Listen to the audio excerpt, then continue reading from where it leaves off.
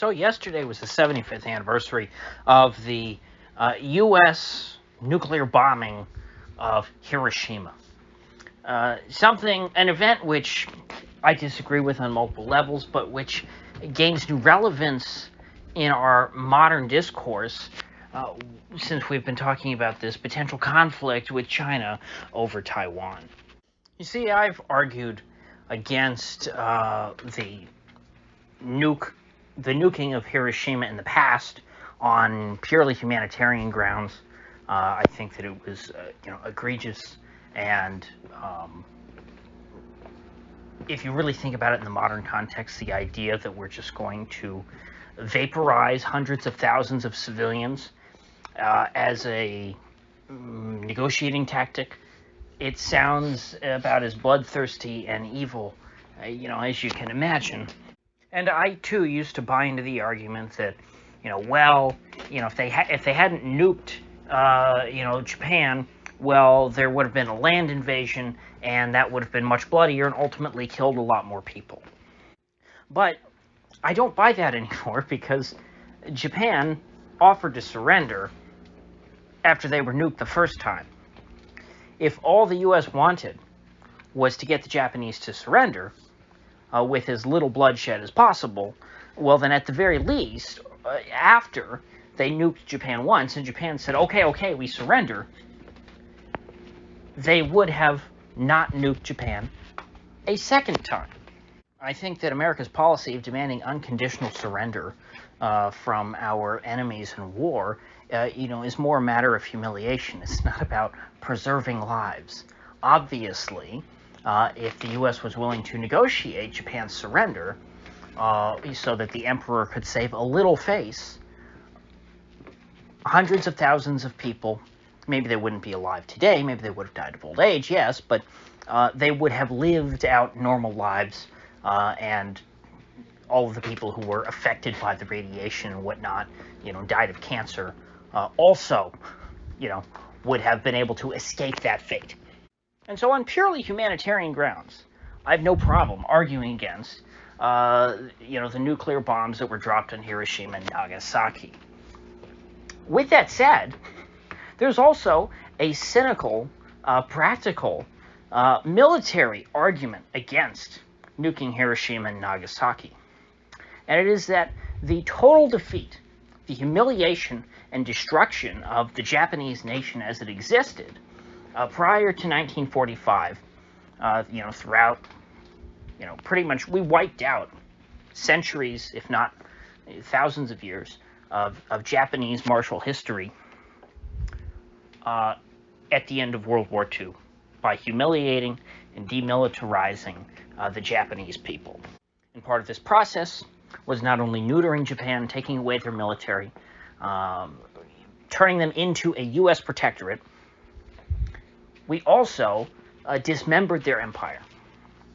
Yes, there was Korea that was split between North and South. The North was given to the Soviet Union, the South given to the United States. Not to mention all the territories that were taken over by Japan that were a part of the various Western empires, such as the Philippines went back to the United States, Indochina went back to France, Hong Kong and Singapore went back to Britain, and all of the territories that the Japanese had acquired from the old Chinese Empire were given back to the new and bigger than ever Republic of China. Because the Republic of China, of course, was a long-standing U.S. ally. The problem is, as I have pointed out recently, in reviewing the history of China and Taiwan, if you recall, the Republic of China is not the name of the current Chinese government. That's actually the name of the government of Taiwan. The problem is that after Japan was defeated, the Republic of China, which had been losing to Japan in the Second Sino-Japanese War for many years, and had suffered untold atrocities that I won't get into here. The Japanese, the Imperial Japanese, they were bad guys, okay? I'm not going to say that they were, heroes of justice or anything like that. They were really bad. They were happy to rape and pillage and murder anyone that they saw fit. They did not see the Chinese as human beings. But they were much stronger than the Republic of China, the KMT, the Kuomintang government, and they were stronger than the Chinese Communist Party. Well, with Japan out of the way, there was a vacuum created in China. The KMT, which was too weak to fight off Japan, was also too weak to fight off the CCP, and what ended up happening? We all know the story. Mao Zedong, by 1949, had conquered all of mainland China. Chiang Kai-shek and his supporters had fled to Taiwan, and China became a communist state. And now, in 2022, we're told by the Wizards of Smart in Washington that now China is, the great power that we have to worry about. Oh my gosh, this is terrible. How could we have to stop China from getting so powerful? We have to draw a line in the sand and defend Nancy Pelosi's right to go to Taipei.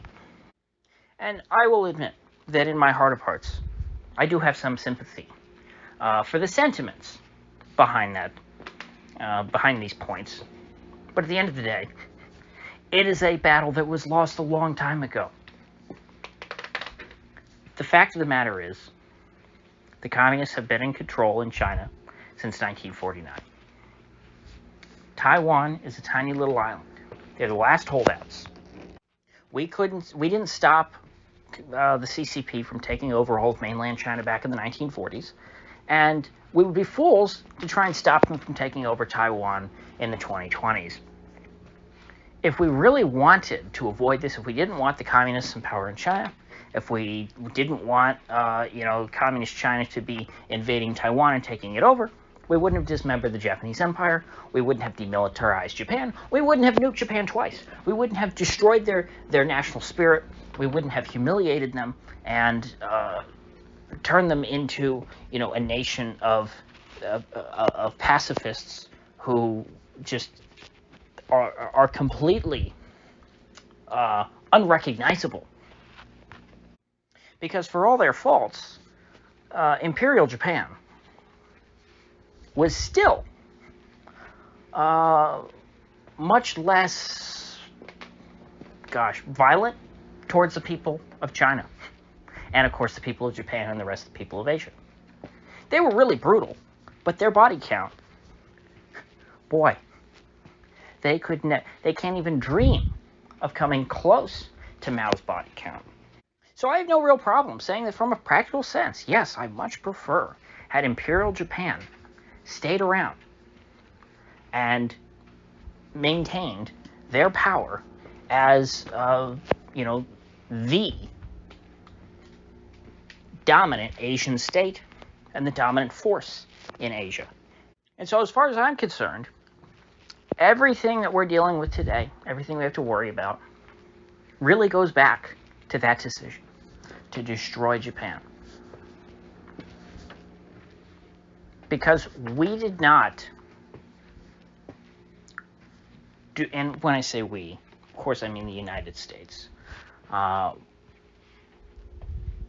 we did not take the precautions necessarily. We did not take responsibility for what we broke.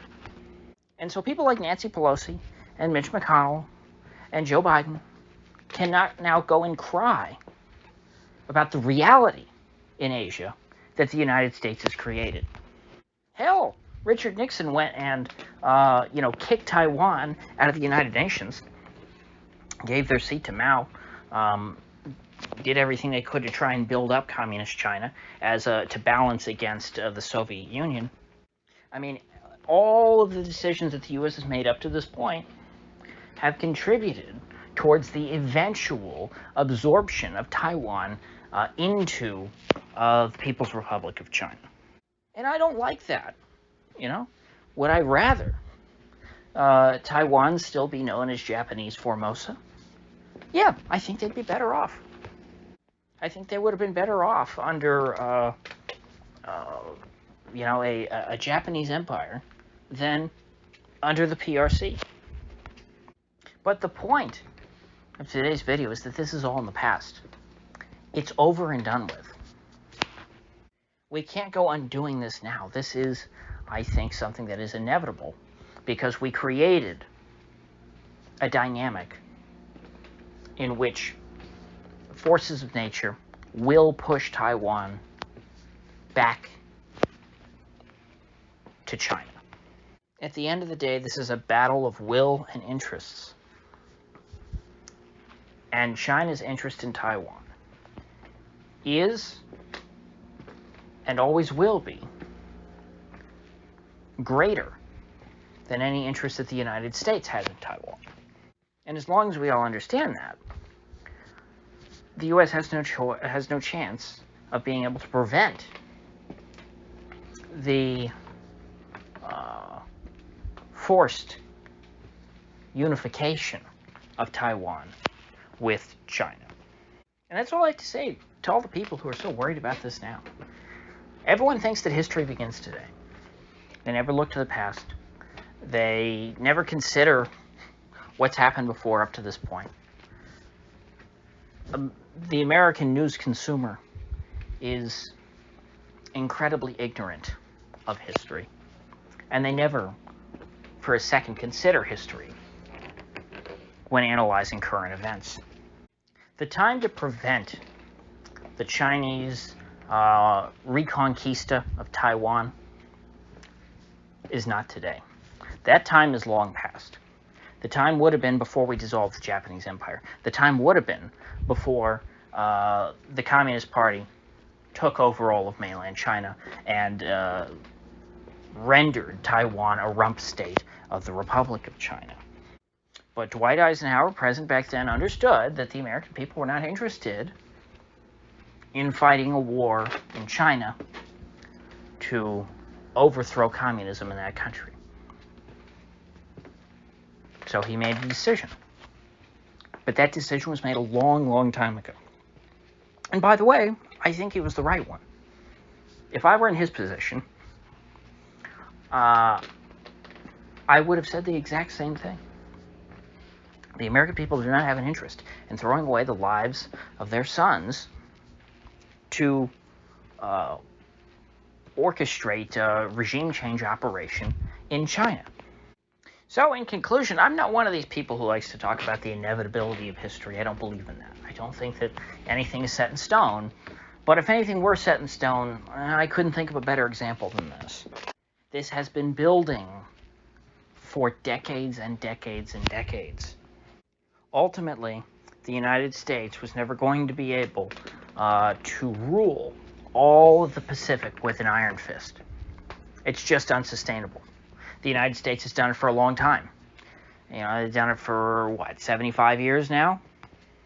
Hell, I guess we're going on 80 years. Well, it's unsustainable. Can't do it forever. And there is no pro-U.S. power in Asia which could take over. Maybe if we'd been grooming the Japanese for the last 40 years to take over the American position in the Pacific and retake its place as the counterbalance against China, maybe if the U.S. had thought about that when they started building up China, to also start building up Japan militarily so that China would never get out of control, so that they would escalate and make sure that, China and Japan were always, militarily, on an even footing. But that wasn't done. And so ultimately, if anyone is going to stop China, or try to stop China, from doing whatever they want in Asia, in their own neck of the woods, it's going to have to be the United States. You're going to have to send over ships thousands of miles across the world from California or wherever else to fight a war against China, which inevitably we will lose. Oh, and did I mention that China has those same nuclear weapons that we use to humiliate and nearly wipe Japan off the face of the earth? Certainly wipe Japan as we knew it off the face of the earth. And China, I believe, has a lot more than just 2 of those nukes. They probably have a lot more than we could ever imagine. And of course, we got them too, so at least there's mutually assured destruction, right? We'll all be dead in the end, and at least we'll have our integrity. So, with that said, I will see you folks back here tomorrow.